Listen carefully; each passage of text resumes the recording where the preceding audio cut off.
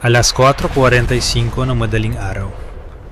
Nahaharap sa panganib ng pagkasira ang Kerch Bridge habang tinatapos ang pagkukumpuni rito. Isang Russian freight train na may 40 giron ang may kargang $250 billion na halaga ng purong pinsala.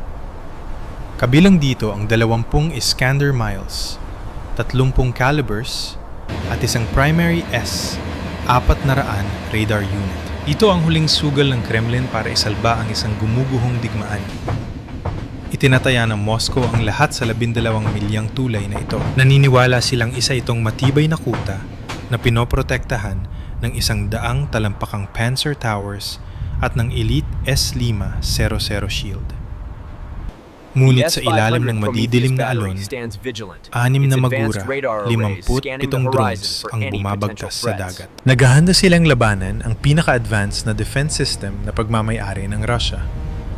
3 milya bago ang dambuhalang concrete spans ng tulay, biglang kumilos ang 6 na magura, 57. Binababdas nila ang nagyelong tubig sa bilis na 48 milya bawat oras.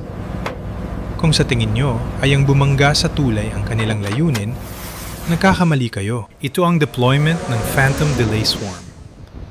Ito ang susi para malampasan ang mga upgraded at state-of-the-art na depensa ng Russia. Hindi aksidente na naging kampante, silang padaanin ang dambuhalang ammunition shipment sa rutang ito. Ginawa ng Moscow ang Kerch Strait na isang digital fortress o isang dead zone. Dito, ang mga S-500 Prometheus radar array ay nagbabantay kahit sa pinakamaliit na galaw sa ibabaw ng tubig.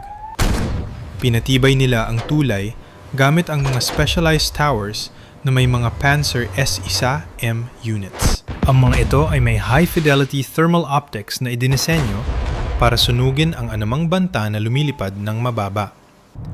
Sa ilalim naman ng tubig, may mga steel pile walls at sensor rig barges na nagsisilbing pisikal na barikada. Mistula itong isang maritime cage na nagsisilbing hatol ng kamatayan para sa mga maritime drones. Ito ang dahilan kung bakit makikita ang bagong taktikang ito sa mga Magura drones. Bumukas ang mga specialized hatches nito at 24 na fiber optic FPV drones ang biglang lumipad.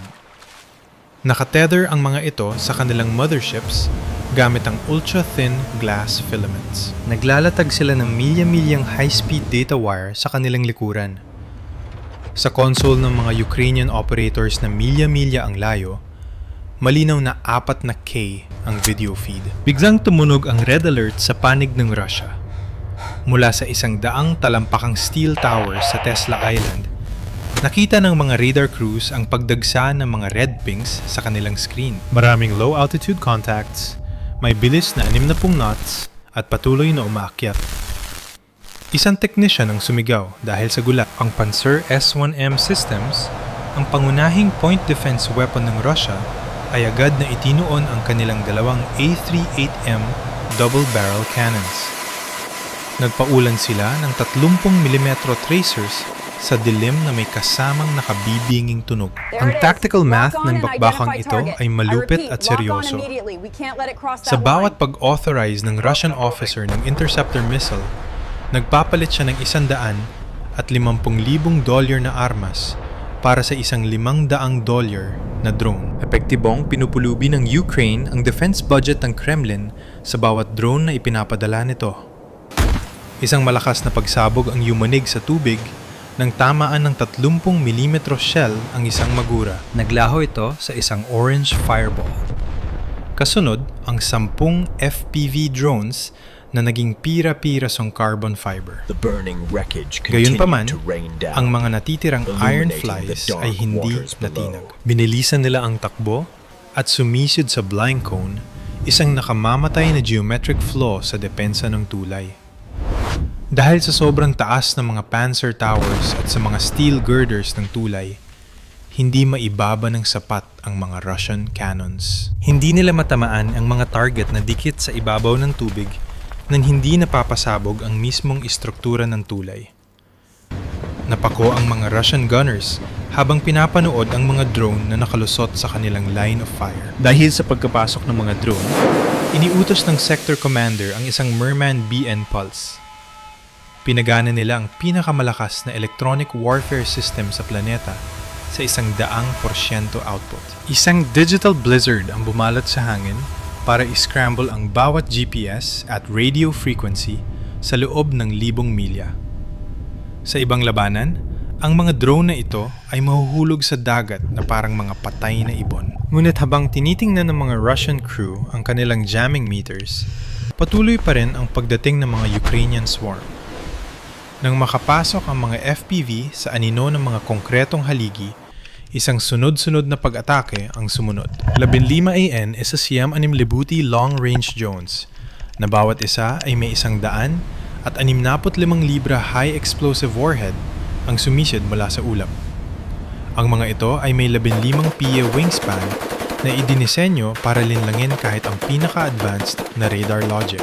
Pinapanood ng Russian sector commander ang paglitaw ng mga heat signatures sa kanyang S-400 screens. Alam niyang ang paparating na ammunition chain ang target ng kalaban. Kailangang alisin ang banta sa lalong madaling panahon. Lock and fire. Huwag hayaang may makadapo kahit isa sa riles. Agad na ipinutok ang mga S-400 Triumph batteries mula sa baybayin ng Tula Island. Ang mga dambuhalang interceptor missiles ay humarurot pa itaas na nag-iiwan ng mga puting usok sa nagyelong hamog. Isa itong world-class display ng anti-air capability.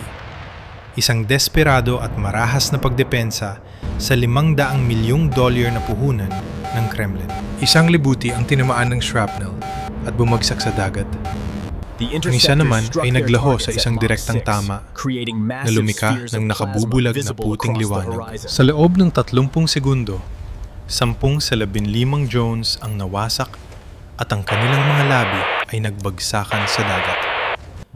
Ngunit ang natitirang 5 libuti drones ay nakaprogram para mabuhay sa pamamagitan ng saturation tactics. Sumisid sila ng 50 talampakan sa ibabaw ng tubig, umiiwas sa mga suspension cables para magtago sa mga steel girders. Bigla, ang unang 165 libra warhead ay tumama ng direkta sa primary engagement radar ng isang S-400 unit. Agad na naging tumpok ng tunaw na bakal ang $20 milyong na high-tech optics. 2 pang drone ang tumama sa konkretong pundasyon ng mga Panzer Towers. Ang mga high-explosive charges ay nagdulot ng matinding yanig sa buong 12 milyang tulay. Sa rila sa ibaba, naramdaman ng 40 car freight train ang shockwaves. Ngunit nagpatuloy ang takbo ng lokomotibo. Nakahinga ng malalim ang Russian commander habang pinapanood ang paggana ng fire suppression systems. Sagad na ang kanyang depensa. Ngunit sa kanyang isip, nagawa ng Iron Corridor ang trabaho nito. Ngunit ang pinakamalaking pagkakamali ng Russia ay ang isiping ligtas na sila. Habang nag-upgrade ang Russia ng depensa, kailangan ding i-upgrade ng Ukraine ang kanilang taktika. Habang ang langit ay nagsisilbing sementeryo ng mga bumagsak na drone, ang labanan sa ilalim ng dagat ay uminit na rin. Isang Ukrainian Toloka underwater drone ang tahimik na bumabagtas sa ilalim ng dagat. Ang target nito ay ang dambuhalang konkretong haligi ng central span ng tulay.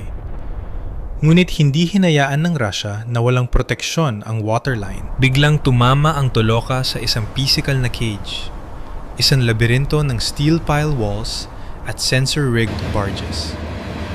Sumabog ang drone na nagdulot ng dambuhalang plume ng tubig na umabot ng 50 talampakan ang taas. Matindi ang yanig na sapat para i-reset ang calibration ng laser guidance systems ng tulay.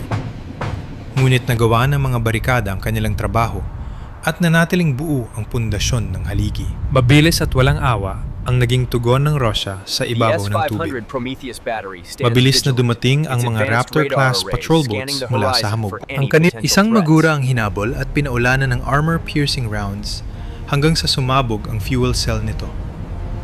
Kasabay nito, ginamit ng mga Panzer crews ang kanilang secondary ammo para pabagsakin ang huling 8 FPV drones. Pinanood ng Russian sector commander ang paglaho ng huling red ping sa kanyang display. Ang misyon ng Ukraine na atakehin ang Kerch Bridge ay opisyal na nabigo sa unang pagkakataon na yung 2026. Ngunit tandaan, isa lamang itong add-on objective. Dumating na ang tren at opisyal na itinigil ng Ukraine ang countdown. Ito ang pinakamapanganib na bahagi ng buong strait. Ang lalim ng tubig ay umaabot sa 65 talampakan at malakas ang ihip ng hangin sa mga girders. Ito ang dead zone. Kung madiskaril ang tren dito, wala nang paraan para isalba ito, kundi ang panuurin itong lumubog. Ginagawa ito ng Moscow dahil wala na silang ibang pagpipilian. Sa Hilaga, ang land bridge sa Mariupol at Melitopol ay pinutol na ng walang tigil na HIMARS campaign. Ang Kerch Bridge na lamang ang natitirang lifeline para sa Russian Southern Front. Dahil sa pagkapanalo laban sa drone swarm, naging kampante ang Russian commander. Akala niya ay naubos na ng Ukraine ang kanilang alas at natalo na sila. Isa itong klasikong halimbawa ng overconfidence ng Russia. Akala nila sila ang mga bida sa kwentong ito. Hindi nila namalayan na ang Ukraine ang matalinong bata na inubos lang ang kanilang baterya at bala sa loob ng isang oras. Bigla, 60 milya sa kanluran, kinalabit ng Ukrainian Air Force ang gatilyo. Ilang Su-24 bombers ang nagpakawala ng Storm Shadow at Scalp EG cruise missiles. Habang ang mga ground-based HIMARS units ay naglunsad ng mga heavy metal ATACMS ballistic missiles. Ngunit ang tunay na galing ay wala sa mga missiles, kundi sa mga multong kasama nito. Nagpakawala ang Ukraine ng 12-12 ng ADM-160 MALD, miniature decoys. Ang mga ito ay nagsisilbing electronic chameleons sa mga radar ng Russia. Ang mga murang decoys na ito ay kamuhang-kamuha ng mga heavy bomber o stealth cruise missile. Sa Crimea, ang S-500 Prometheus, ang itinuturing na crown jewel ng Russia, ay nagpakawala ng malakas na dagundong. Ito ang Yumanic para sa taas na 50,000 talampakan. Ang mga S-500 interceptors ay bumangga sa kanilang mga target sa bilis na Mach 6. Lumikha ito ng mga dambuhalang spheres ng plasma na nagliwanag sa buong paligid. Isa-isang check sa console ang ginawa ng Russian commander habang nag-uutos na mag-reload. Naniniwala siyang unti-unti niyang winawasak ang buong Ukrainian Air Force. Ngunit ang katotohanan ay isang nightmare na nagkukunwaring tagumpay. Sa bawat pagtama ng multi-million-dollar missile, hindi Storm Shadow ang tinatamaan nito. Sinusunog nito ng isang $300,000 na ADM-160, isang electronic decoy na gawa sa aluminum at software. Ang advanced AI ng S-500 ay pinapakain ng mga electronic ghosts. Kahit naubos na ang kanyang missile stocks, nakatutok pa rin siya sa bakbakan sa ulap. Hindi niya napansin ang tunay na banta, nakatago sa ilalim ng radar clutter. 30 talampakan lang sa ibabaw ng tubig, ang mga tunay na storm shadows. Tahimik silang lumalapit sa bilis na 600 milya bawat oras. Nanalo nga ang S-500, 0 sa labanan ng mga decoys, ngunit iniwan nitong bukas ang Iron Corridor para sa huling dagok. Alas 4:50 ay 8 ng madaling araw. Nabitag na ang kalaban. Pinagana ng Ukraine ang Phase 2 at ang Kerch Strait ay naging isang death sentence. 6 na Storm Shadow at Scalp EG cruise missiles ang humahagibis sa ibabaw ng tubig. Dahil sa baba ng kanilang lipad, hindi sila nakikita ng radar hanggang sa huling 15 milya. Para sa mga Russian defenders, ang kanilang reaction window ay lumiit mula minuto tungo sa nakatatakot na 90 segundo. Ngunit hindi lang sa horizon nanggagaling ang panganib. Sabay-sabay ring bumubulusok ang 4 na ATACMS ballistic missiles mula sa itaas. Ito ang ultimate split focus dilemma. Kailangang tumingin ng mga Panzer systems ng pahalang, habang ang mga S-500 ay kailangang tumingala sa mga ballistic hammers.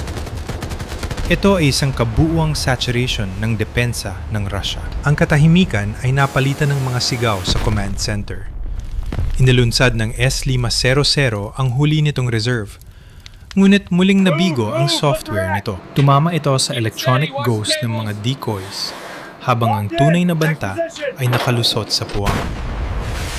Sa tulay, nagmadali ang Mobile Panzer Unit na iikot ang kanilang mga turret. Ngunit ang naunang drone swarm ay nag-iwan ng matinding kaguluhan.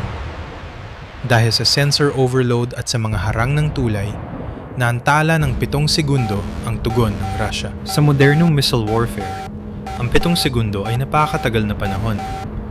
Nagpaputok ang Panzer Cannon at nawasak ang 2 Storm Shadows malapit sa tulay. Gayunpaman, ang natitirang 4 na Storm Shadows at 3 Attackams ay tumama ng may surgical precision. Ang unang Storm Shadow ay tumama sa container na may kargang Iskander missiles. Ang resulta ay isang dambuhalang secondary explosion na naramdaman hanggang 10 milya ang layo. Kasunod nito, ang pagtama ng mga ATACMS warheads mula sa itaas na tumagos sa riles na parang karton. Ang chain reaction ay nagpasabog sa mga Caliber missiles na nagpadala ng mga debris sa langit na parang fireworks display. Ang pisikal na pagkawasak ay kabuuan. Ang tindi ng init ay nagtunaw sa mga riles ng tulay. Ang kinetic force naman ay nagpabagsak sa $250 billion na assets ng Russia sa ilalim ng dagat. Ang dambuhalang usok ay makikita na mula sa kalawakan sa buong 12 milyang tulay. Ang logistical fallout para sa Moscow ay sakuna para sa Russian Southern Front. Hindi lang ito pagkawala ng mga armas. Ito ang pagkawala ng kanilang pangunahing delivery service para sa giyera. Napilitan ng Kremlin na bumalik sa mababagal na ferries para maglipat ng bala. Isang paraan na inaabot ng linggo at madaling target para sa susunod na wave ng mga drones. Sa aspetong estruktura, nakatayo pa rin ang tulay. Ang mga konkretong pundasyon ay sumipsip ng shockwave ayon sa disenyo nito. Ngunit ang tindi ng init mula sa nasusunog na missile fuel ay nagpalambot sa bakal ng tulay.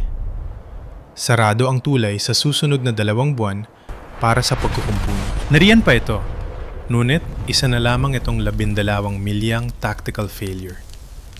Isang dead asset na kailangan pang gastusan ng Moscow para depensahan, ngunit hindi na magamit sa laban. Ang aral sa modernong digmaan ay malinaw. Ang lakas at $1 bilyon na kuta ay hindi tatalo sa pagiging malikhay ng tao at mabilis na lohika. Tumaya ang Russia sa $1 milyong na kalasag. Sinira ito ng Ukraine gamit ang $500 na drone at mas mahusay na pag-unawa sa physics. Ang Iron Corridor ay opisyal ng napatunayang isang mito lamang. Ang ganitong uri ng pagkahiya ay nag-iiwan ng malalim na marka. Ano sa tingin nyo ang magiging tugon ng Moscow sa tactical humiliation na ito? Susubukan ba nila ang isang malawakang retalyasyon o mapipilit ang ilipat ang kanilang depensa sa sariling hangganan? Mag-comment ng yes sa ibaba kung naniniwala kayong nagsisimula pa lang ang mga drone engineers ng Ukraine. Huwag kalimutang mag-subscribe sa channel para hindi mapalampas ang ating susunod na malalimang pagsusuri sa teknolohiya at taktika sa digmaan. Magkita-kita tayo sa susunod na misyon.